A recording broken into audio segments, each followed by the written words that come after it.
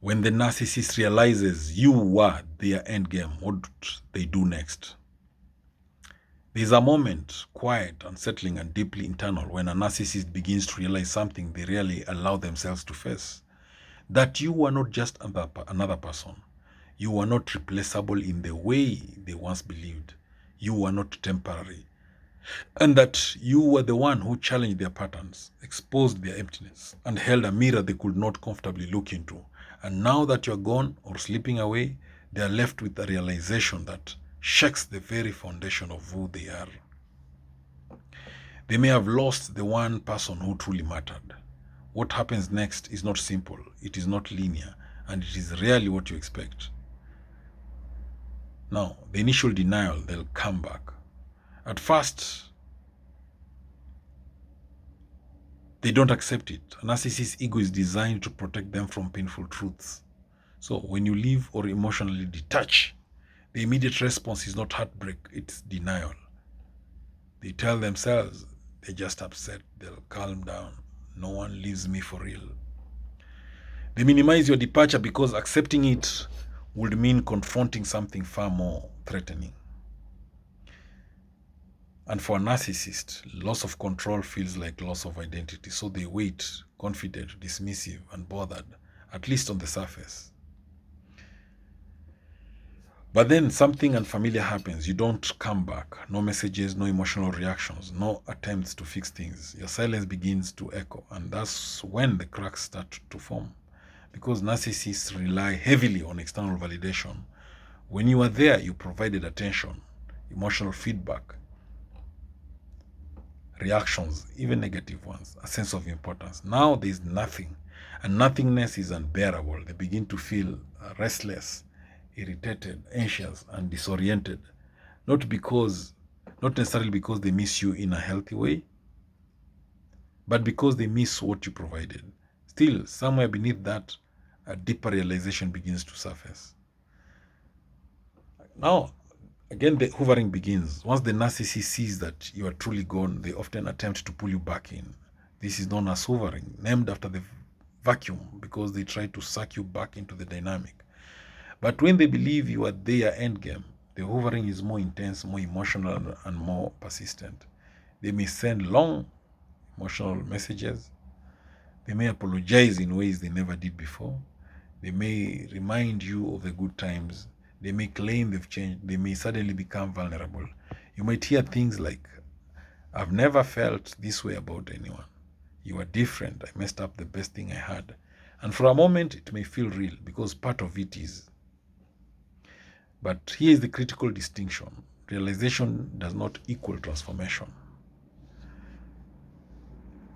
Now, when the narcissist realizes you are their endgame, the idealization returns, but with desperation. If you respond even slightly, the narcissist may revert to idealization. But this time it's different. It's not confident, it's not smooth, it's desperate.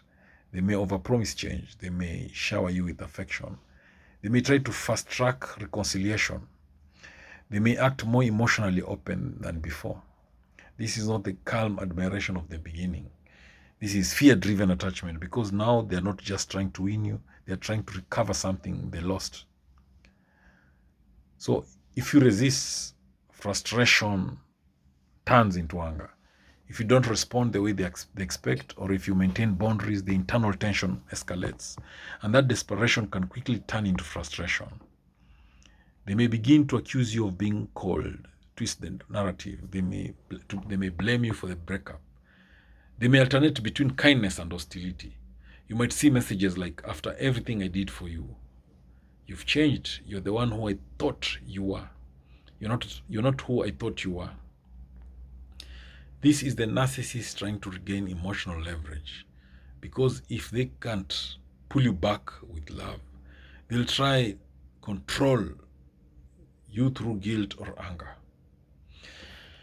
When the narcissist realizes you are the end game, the split, you become both the best and the worst. One of the most confusing things at this stage is how they view you.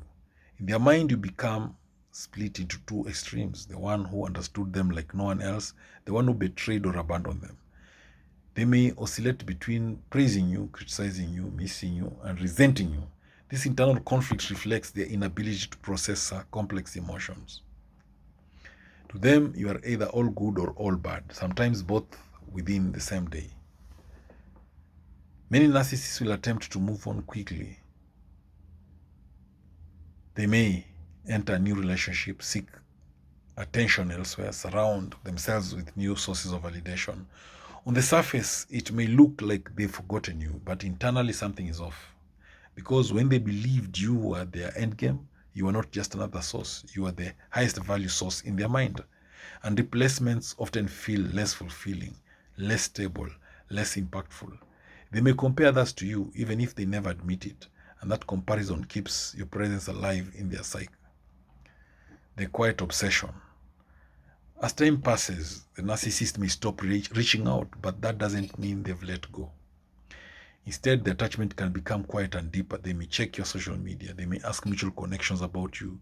They may replay memories privately. They may wonder what you are doing and who you are with. This is not always visible. It is powerful because now you can exist in their mind as the one who got away, the one they couldn't control, the one they couldn't fully replace. There may be genuine moments where the narcissist feels regret. They may think, I should have treated them better. I ruined something real. I won't find that again. But these moments are often fleeting. Why? Because sustained change requires accountability, deep self-reflection, and emotional consistency. And these are areas where narcissists struggle significantly. So, while the feeling of regret may be real, the behavioral change is often temporary. So, if you go back hoping things will be different, you may experience a temporary improvement. The narcissist may act better, communicate more, and show effort. But over time, the old patterns tend to resurface because the underlying dynamics have not been fundamentally changed, and this is one of the hardest truths. But the end game does not protect you from the cycle, it often intensifies it. If you stay gone, you become a permanent mark. If you maintain your distance and do not re-engage, your impact does not disappear. In many cases, you become a psychological reference point. You're the standard they compare us to, the relationship they think about in quiet moments, the loss that challenged their sense of control. They may never fully articulate it, but your absence becomes a presence in their life. Ultimately, what affects the narcissist most is not just losing you, it's losing control over the narrative. With you, they cannot rewrite the story easily. They cannot pull you back on command. They cannot maintain the illusion of dominance. And that disruption forces them into unfamiliar territory. Even if they don't grow, they are changed by the experience.